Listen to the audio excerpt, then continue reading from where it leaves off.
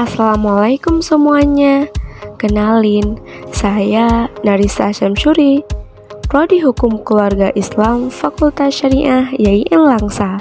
Nah, jadi di sini saya akan membahas tentang mengenal sistem meja dalam pelaksanaan administrasi di lembaga peradilan.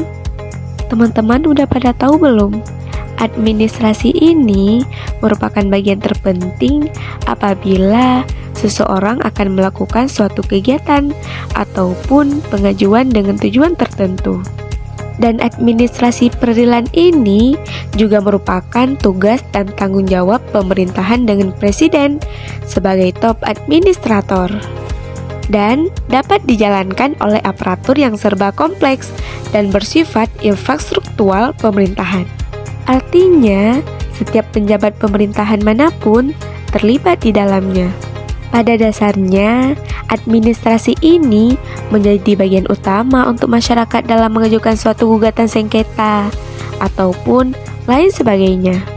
Nah, ternyata banyak dari masyarakat awam tidak mengetahui administrasi dalam persidangan disebabkan kurangnya pengetahuan terhadap seluk-beluk peradilan. Nah, teman-teman, sistem pelayanan perkara di pengadilan atau mahkamah syariah menggunakan sistem meja, yaitu dengan metode kelompok kerja yang terdiri dari meja 1 yaitu termasuk kasir di dalamnya, meja 2, dan meja 3. Yang pertama, meja 1 bertugas untuk mencatat dan menerima gugatan, permohonan eksekusi, dan perlawanan dari pihak ketiga.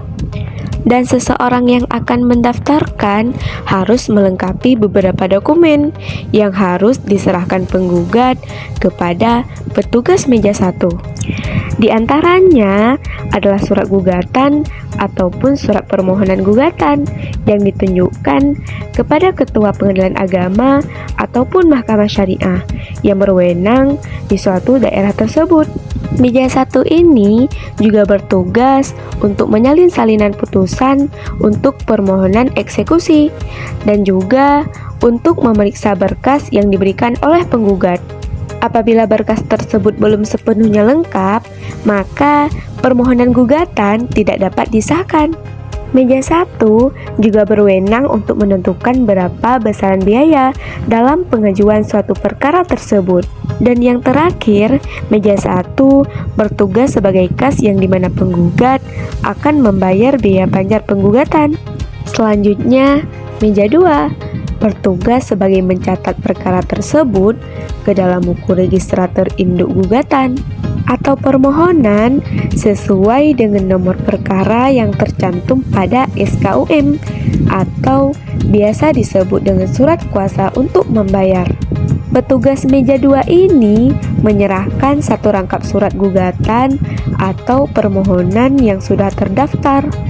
Selanjutnya, petugas meja 2 memasukkan surat permohonan atau gugatan ke dalam map yang berisi berkas perkara yang dilengkapi dengan 3 formulir.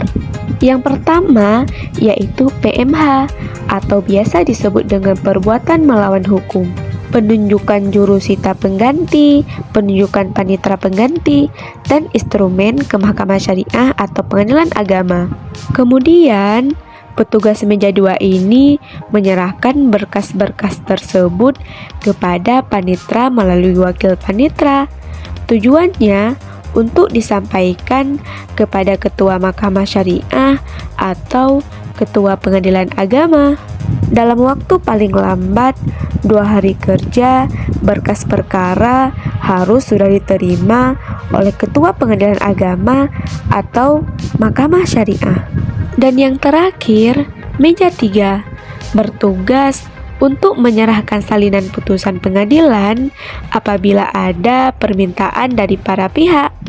Nah, meja 3 ini juga bertugas untuk mencatat permohonan banding dalam register induk perkara banding dan mencatat permohonan kasasi dalam register induk perkara kasasi. Semua ini dilakukan setelah panjar biaya perkara dibayar.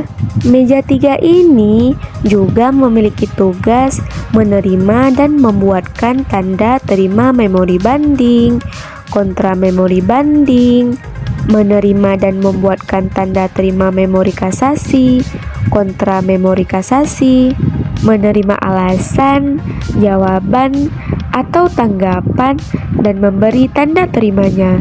Tugas terakhir meja 3 adalah menjilid dan mengirim berkas banding berupa bundel A dan bundel B beserta soft copy paling lama 30 hari sejak permohonan banding diajukan.